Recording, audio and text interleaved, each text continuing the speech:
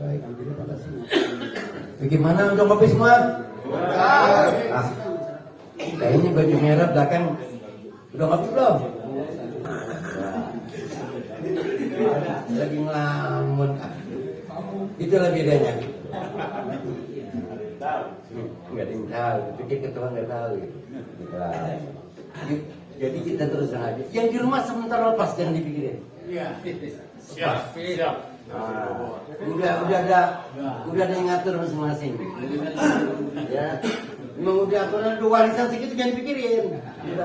Sekarang, ya, sekarang kita fokus bagaimana kita semangat untuk dapat menciptakan konsep-konsep perjalanan yang baru, yang bagus. Kalau saya perlu diiniin.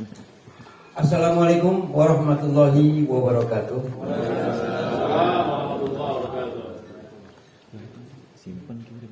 Dengan ucapan Bismillahirrahmanirrahim. Allahumma sholli ala Sayyidina Muhammad wa ala ali Sayyidina Muhammad. Dengan kita patut bersyukur pada Allah Subhanahu wa taala. Salawat dan salam tentu kita sampaikan, kita ajukan kepada baginda Rasul Nabi Muhammad SAW. Mudah-mudahan ya kehadiran kita di sore hari ini dapat membawa berkah, membawa keberkahan untuk bikin apa? Berkah panjang umur, sehat walafiat, murah rezeki. Kemudian juga yang belum dapat jodoh supaya tetap tepat dapat. Semangat kalau bicara jodoh, semangat itu ya udah nambah. Kayaknya yang lebih semangat yang udah kayaknya.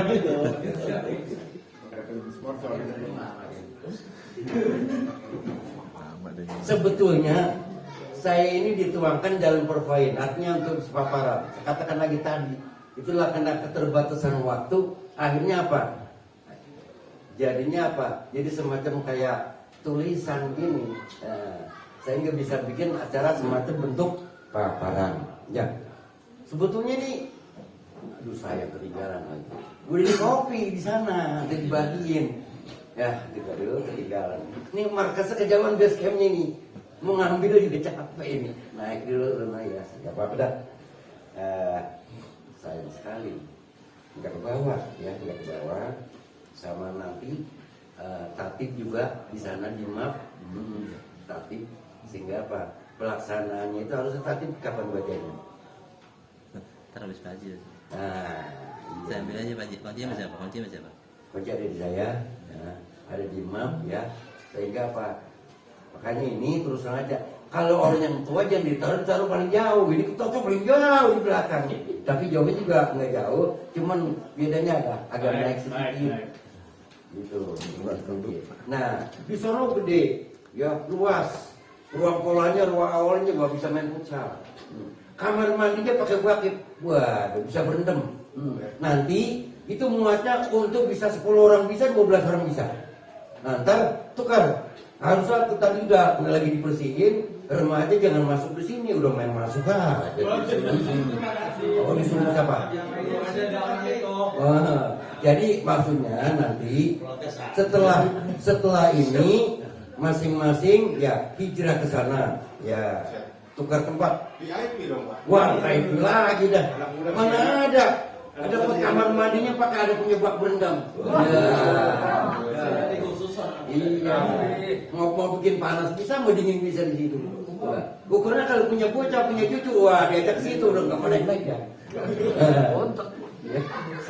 Dia berendam aja di bak panjang gitu kira-kira. Ya, mudah-mudahan ya pada punya bak semua di rumah. Ya, obatnya dari apa? Terserah, kita bisa bikin sendiri Pak. Nah, kalau kita bicara memakmurkan masjid, sebetulnya bahasa ini telah lama kita terdengar di telinga kita. Memakmurkan masjid tentunya merupakan amal soleh yang mulia dan sebagai ciri khas orang muslim yang beriman kuat terhadap Allah dan hari akhir. Senantiasa menegakkan sholat, membayar zakat, dan tidak pernah takut kepada siapapun kecuali kepada Allah Subhanahu wa taala. Itulah memang yang dituangkan misalnya dalam surat At-Taubah ayat 18. Oleh karena itu, bagi kita ini yang katakan mengaku bahwa kita ini orang DKM, ngaku orang beriman, ngaku muslim, di sini sebetulnya tolak ukurnya. Tuh. Ini yang bicara Allah Subhanahu wa taala dengan firman-Nya, "Innama ya'muru masjidallah man amana billahi wal yaumil akhir wa qama shalah wa tazakka wa lam yahus yahsa fa'asa ulaika ayakuna minal mubtadin." Itu kira-kira. Ya. Kata istilahnya firman Allah di surah At-Taubah ayat 18. Nah, oleh karena itu, Bapak-bapak kita semua ini yang boleh dikatakan masuk kategori ini adalah penanggung jawab yang dapat warisan, ya kan, dapat amanah dari masyarakat kita, dari jemaah kita, ya. Terus terang saja, mudah-mudahan kita bersungguh-sungguh. Kenapa? Ibarat kata untuk melaksanakan kemakmuran masjid, cerminannya pertama adalah orang yang sering datang ke masjid. Bukan sekedar datang, ada melaksanakan, menegakkan sholat dan membayar zakat. Bayar zakat, gitu kira-kira. Begitu juga di dalam hal kaitan masalahnya kegiatan kita ini nanti terkait dengan bicara zakat, ayat ini terkait dengan bicara masalah konsep keuangan. Nah, sesuai dengan firman, sesuai dengan hadis Nabi, kalau Rasulullah SAW, "Man bana masjidallah lahu masalahu bil jannah." Kira-kira, ya. Barang siapa yang membangun masjid, maka Allah akan membangun rumahnya nanti di surga. Masya Allah. Ini nggak main-main. Itu hadis Bukhari Muslim, ya nggak? Nomor hadis 450 dan 533. Oleh karena itu, konsep untuk DKM ke depan ini, ya, artinya harus ada balance, ada keseimbangan pembangunan fisik dan maupun pembangunan non fisik, gitu. Non fisiknya kita datang, ya kita laksanakan, kita tegakkan. Begitu juga pembangunan fisiknya. Memang kita untuk ngomong ini adalah gampang, untuk berbuatnya rada susah. Nah, melalui kita inilah sebagai tokoh-tokoh yang diharapkan dapat memberikan istilahnya sumbangsi pemikiran, konsep yang boleh dikatakan yang betul-betul nantinya bisa membuahkan hasil dan bermanfaat bagi jamaah Masjid Al-Khairiyah khususnya, umumnya bagi muslimin. Nah, kemudian bidang sosial itu juga ada, RKSK ada, ya. Seperti Tatib maupun Haji Syabuni kita udah buat konsep mengenai masalah itu, sampai konsep, sampai stempelnya bentuk kurung batang apa betul ya? Apa ukuran? Terbentur COVID, akhirnya rampung dari tidak lanjuti. Padahal konsep anggaran dasar, anggaran rumah tangga kita udah rapi itu sampai jam 1:30 malam. Tujuan apa? Untuk kita benahi ini. Mau diapain tuh duit kas kematian?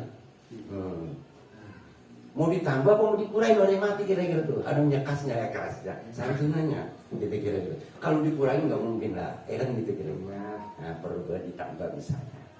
Apa yang perlu kita tambah? Misalnya kita sikapi mobil kita. Mobil dengan kategori jarak dekat jauh, jauh dekat zaman dulu zaman Maya Saribakti. Jauh dekat pokoknya 5 perak apa 10 perak zaman itu. Zaman saya sekolah 2 SMP. Ya, jadi jauh dekat jaraknya begitu. Tapi permasalahan ini ambulan karena memerlukan tanggung jawab, ya ada kerusakan. Kalau tiba-tiba orang ini dibawa angkut ke Cirebon misalnya, kalau ada kerusakan, siapa yang membiayai? Nah, Mas RKS, kira-kira, nah, itu juga perlu dipikirkan. Itu salah satu itu. Kemudian bidang lain. Nggak usah saya kupas semua, nanti kita ada waktunya pembahasan terkait dengan masalah kegiatan yang baik bersifat fisik maupun non fisik, memerlukan artinya apa? Pemahaman, memerlukan pemikiran yang jernih, yang bagus, yang rasional, sehingga apabila kita konsep dengan prakteknya, dengan kenyataannya itu ya ketemu. Yang saya katakan tadi, bicara ngomong muluk-muluk, nyatanya nggak dilaksanain. Nah, itu katakan ya cuman ngomong omdo kan gitu kira-kira. Oleh karena itu masing-masing nggak perlu banyak, terus terang saja. Ya, setiap bidang nggak usah terlalu banyak ini. Waduh, ngejelimet. Ya, tidak ada gunanya. Ya, konsep jual semuanya nantinya akhirnya apa? Tertunda. Kita sadari semua, memang beban untuk melaksanakan kegiatan, beban untuk mengangkat sesuatu benda atau menggeser suatu beban itu betapa beratnya. Ya, berat. Apalagi kita memindahin masjid, menggeser, atau apalagi namanya membangun, kita anggap bebannya sangat berat. Disinilah diperlukan adalah ya kebersamaan, ya rasa tanggung jawab, ya rasa memiliki, dan juga tidak terlepas artinya apa? Keikhlasan, menghadapkan ridho Allah Subhanahu wa Ta'ala. Nah, untuk mencari orang-orang ini yang kadang-kadang bicara kemakmuran masjid, ya kita memikirkan untuk kemakmuran masjid. Nyatanya di mana-mana bukan untuk membuat kemakmuran masjid, adalah katakan nggak di mana-mana saya dengar, bahkan misalkan kata dia mencari kemakmuran di masjid. Kalau sudah membalikan fakta, katakan ini artinya apa? Udah munafiknya luar biasa, nuzubillah. Ini bukan main. Masih dalam tempatnya malaikat. Kalau udah begitu, boro dapat karomah, dapat hidayah. Paling enggak dicublakin langsung malaikat juga itu dicatat itu. Cakra. Ya. Nah, oleh karena itu kita insya Allah nih, hingga teman-teman kita semua, bukan bapak-bapaknya aja, termasuk kepada masjidnya juga tidak punya pikiran yang seperti itu. Ya. Kemudian bapak-bapak yang saya hormati, dan terkait dengan masalah kegiatan yang semestinya akan datang ini, misalnya kegiatan kita masjid yang ada ini, pembangunannya banyak yang harus kita benahi. Kegiatan mental spiritual ataupun keagamaan banyak harus kita benahi dari semua bidang. Dan teman-teman ini dari masing-masing seksi, ya kita mengharap sama-sama nih, ya kita katakanlah punya pemahaman, punya konsep yang nantinya itu tidak ada istilah egoisme yang muncul, ya rasa kebersamaan. Kenapa? Bermuaranya adalah kemakmuran masjid, bukan istilahnya untuk person, untuk pribadi. Cobalah ya sifatnya yang lain itu tetap peduli, ada punya apa, ada rasa dan care terhadap masjid. Kenapa? Pada saat kita merasakan kegiatan, terus terang saja, contoh tahun lalu, ya enggak, di sini seakan-akan yang lain itu ya tutup mata, tidak peduli terhadap kegiatan, ya kegiatan pembangunan. Selawar seliwar kalau bahasa Prancisnya, ya enggak, le mondar mandir kayak gosokan, ya. Kita nongkrong di situ, paling nanyain Pak Haji, Haji Nur Saleh kira-kira, waduh, boro-boro itu kira-kira itu butuh semen masih apa enggak tuh, apa udah cukup? Gue cakep bener tuh yang nanya gitu. Kira-kira ya. Nah, artinya apa? Di sini ya, dari urusan dari pengurus DKM aja masih banyak yang boleh katakan tidak peduli.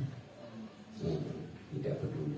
Kenapa? Bicara kepedulian, bicara pengawasan, bicara tanggung jawab, semuanya adalah ya hak kita bersama.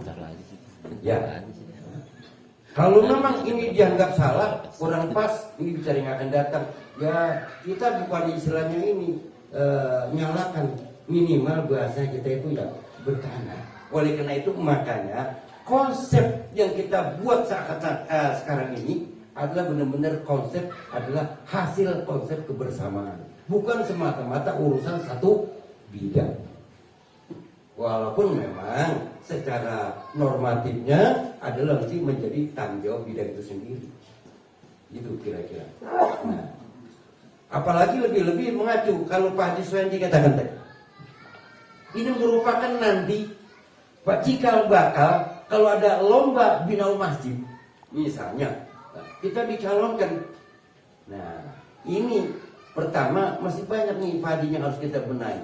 Pertama, ruang sekretariat. Perlu di sini kita tenaga-tenaga yang bagi yang punya kemauan, ya SDM yang betul-betul ya baguslah, yang punya kemampuan dan punya kemauan dan punya keikhlasan. Itu baru sekretariat, belum benar sekretariat.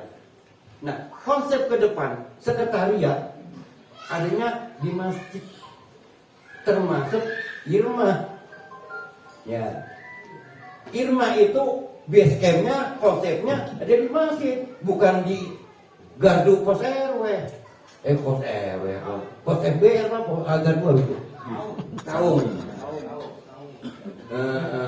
Nanti saung itu kalau bisa tuh pindahin ke depan masjid. Ya. Permasalahannya apa? Melanggar kaidah-kaidah kemakmuran masjid. Itu kira-kira. Nah, artinya apa? Kalau kata orang, ini jangan bikin negara dalam negara, apa jangan bikin perusahaan dalam perusahaan gitu. Nah, permasalahan begini, ya. Nanti dalam rangka ke depan ini betul-betul yang kelihatan di masyarakat nih, ini kelihatan di masyarakat ya riuh, ya gerombolan kerumunan, ya enggak, dan keberadaan kita semuanya itu jangan dianggap itu tidak dilihat atau tidak dinilai oleh masyarakat. Lah kalau memang ngumpulnya di mana-mana misalnya, ya kemudian di masjid sepi, lah apa artinya itu spanduk Irma itu kira-kira. Begitu juga DKM, Dewan Kemakmuran Masjid. Apa artinya bicara dewan? Ya enggak. Wah, dewan kan kalau bicara dewan orang dihormati, orang yang terhormat, orang punya kemampuan berpikir, wah dinamis. Nah, artinya apa? Jangan statis, gitu kan bicara dewan. Bagaimana memampukan masjid? Nah, disinilah letaknya tantangan kita semua ke depan. Kemudian bagaimana caranya? Kita di sini terus terang saja ke depan, ya kita penuhi masjid. Kenapa tanggung jawab ini? Kalau kita penuhi masjid, ya orang muslim memang kalau kata Ustaz, kata Kiai, kalau melihat jumlahnya orang Islam memang hari Jumat penuh tuh masjid. Alhamdulillah ya enggak. Kotak amal kita bisa mencapai 2 juta setiap Jumat. Kan kira-kira begitu. Tapi kalau mau lihat orang mukmin, lihatnya pada waktu subuh. Ada berapa potong tuh subuh? Nah, gitu. Ya, baik subuh minimal isya sama subuh itu. Gitu kira-kira. Walaupun kata hadis ya enggak, orang datang subuh pagi hari dan petang hari itu luar biasa itu pahala. Gitu kira-kira. Nah, makanya dikatakan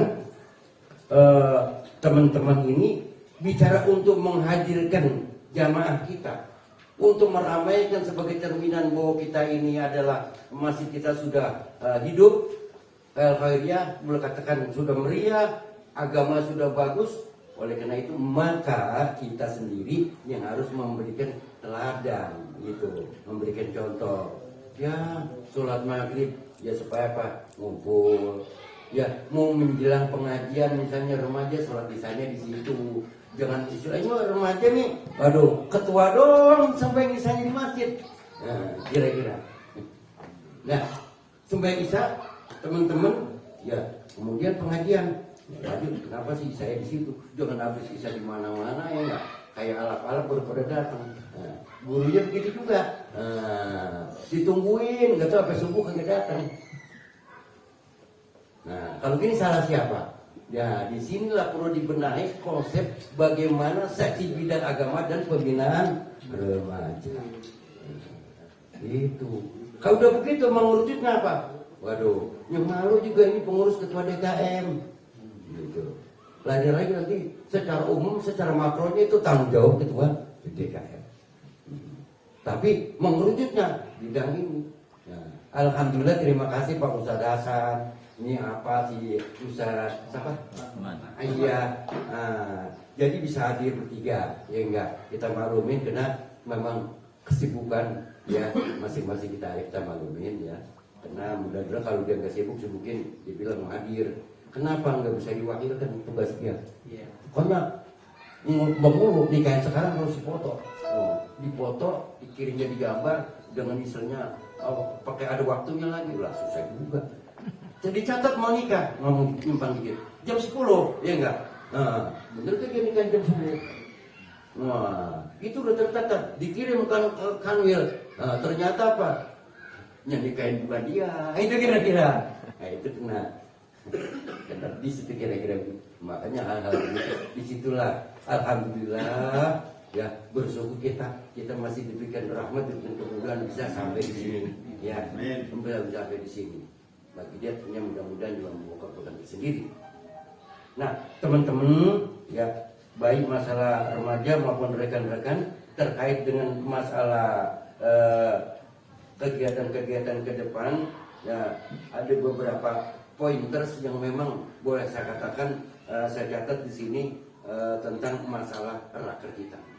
Ya, ada beberapa poin, di antaranya satu, ya, jadikanlah raker DKM sebagai wujud kemakmuran masjid.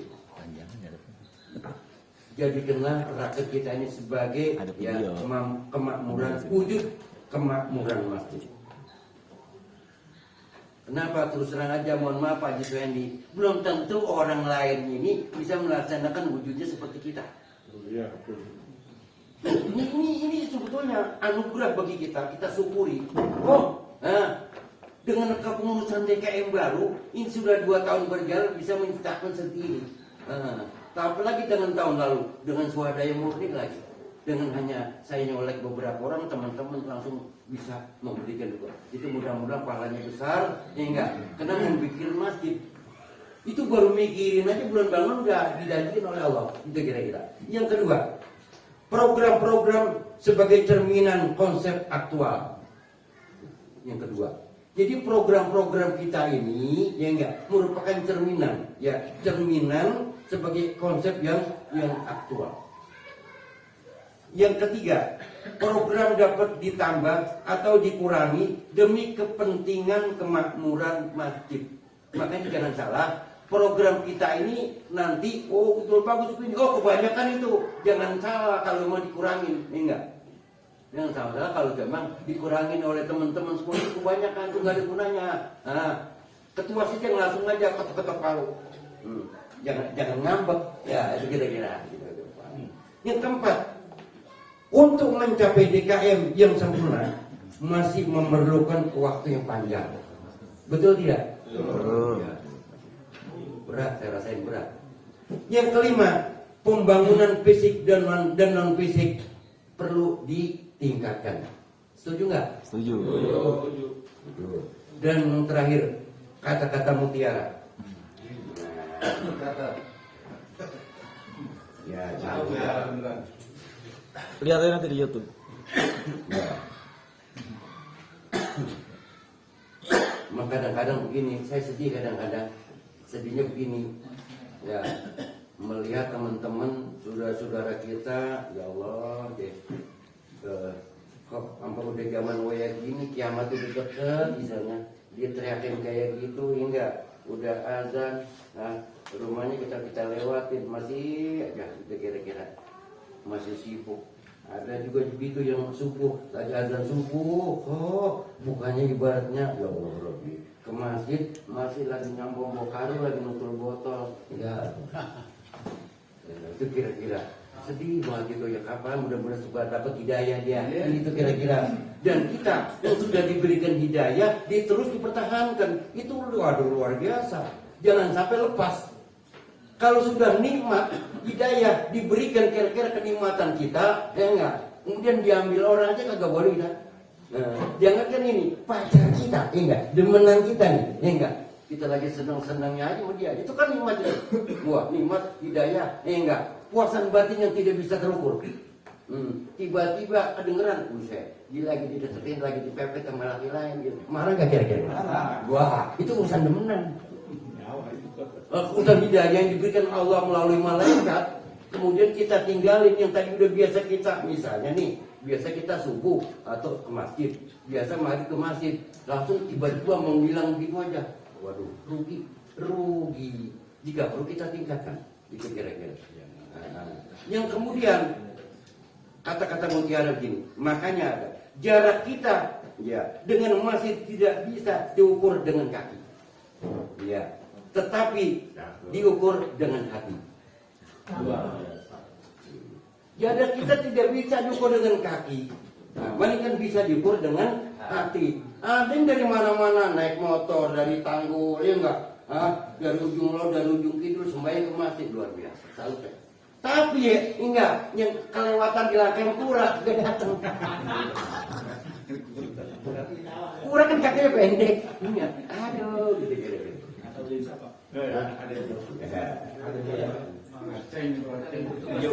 Makanya kehilangan sandal di masjid itu tidak menjadi masalah. Yang masalah adalah ketika sandal Anda tidak pernah dipakai ke masjid. Iya,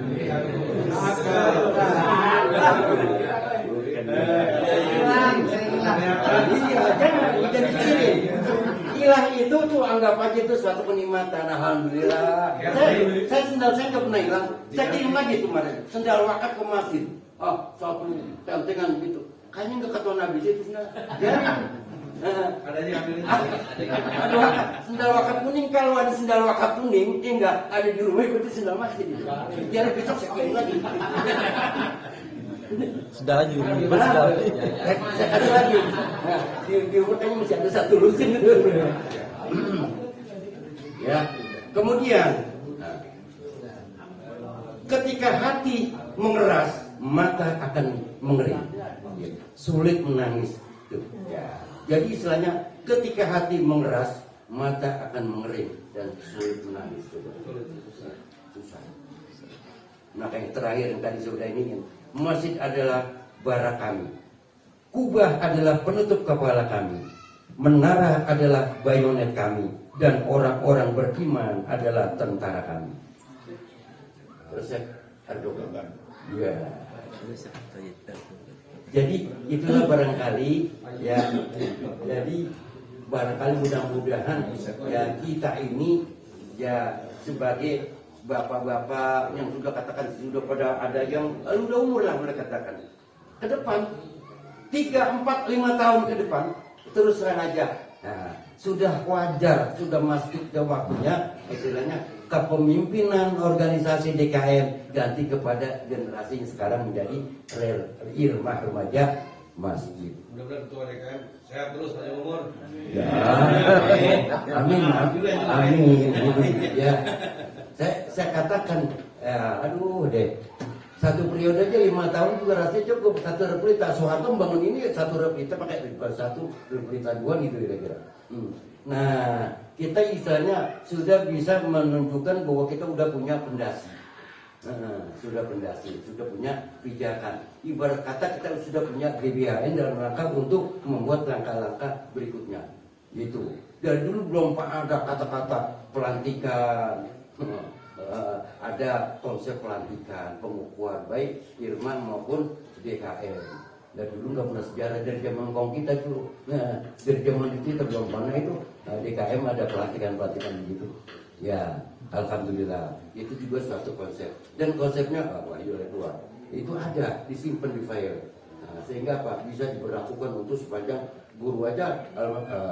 Guru Ustadz Haji Yusuf sampai bingung ya. Sampai baca waktu itu sampai ini juga.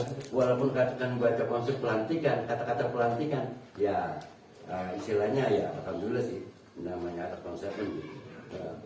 Kalau kita ini konsep tanpa teks itu udah lancar aja, tapi dia walaupun misalnya ada tulisan karena baru baca pakai pelantikan dan bahasa pertama demi Allah aja asyhadu udah merindingan gitu kira-kira.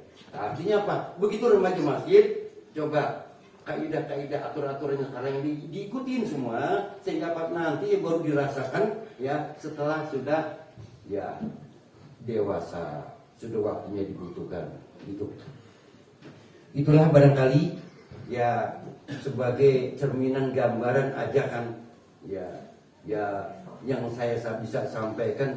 Sebetulnya sih kata-kata sambutan kata-kata motivasi ini banyak, karena saya terus terang saja teman-teman dalam kaitan masalah memberikan motivasi dalam suatu organisasi, yaitu misalnya terus saja ya bukan bidangnya, itu kira-kira masih ada lagi yang ahlinya. Nah sekarang saya katakan kembali lagi, pernah saya bercanda sama Pak Ajiban, siapa lagi ngobrol di rumah, saya pengen menghadirkan nih motivator, siapa yang kita hadirkan, minimal yang bisa kita bayarin gede-gede dah, bisa kita bayar pasal 5 jutaan itu kira-kira. Satu malam nggak mahal, itu kira-kira. Dan pertanyaan siapa yang membayar ya? Siapa yang membayar? Itu bagus kan? Bagus sekali. Nah, demikian mungkin yang dapat saya sampaikan, mudah-mudahan ada manfaatnya. Manfaatnya sehingga apa? Ke depan ini nanti kita bisa sepakati, walaupun tadi kita dan dulu juga pernah dikatakan sama ketua panitia pelaksana bahwa tiap tahun kita mengadakan Natal ini ya program raker tahunan ya, tempat mungkin bisa berpindah-pindah. Ya, sebutnya tahun ini mestinya ada yang menjanjikan kita, dan rakernya bukan di sini. Disiapkan hotel, disiapkan villa di Bandung. Ya, di Bandung ada yang menyiapkan janji kepada saya. Ya, tapi ya rasanya kita lagi janji nggak enak juga, itu kan bebanan itu kira-kira. Nah, kalau kita masih ibarat kata ya punya kemampuan, mendingan aja gitu ya, tetap aja dia adalah pembina kita, dia pelindung kita, penasihat kita. Ya, mudah-mudahan tetap walaupun tidak hadir juga dia tetap diberikan kesehatan, panjang umur, murah rezeki. Ya, tidak terlepas kita juga. Ya, kita juga mudah-mudahan kita tetap sehat walafiat. Ya. Demikian, lebih kurangnya mohon maaf. Hasbunallahu wa ni'mal wakil, ni'mal maula wa ni'man nasir, wa la minkum. Wassalamualaikum warahmatullahi wabarakatuh.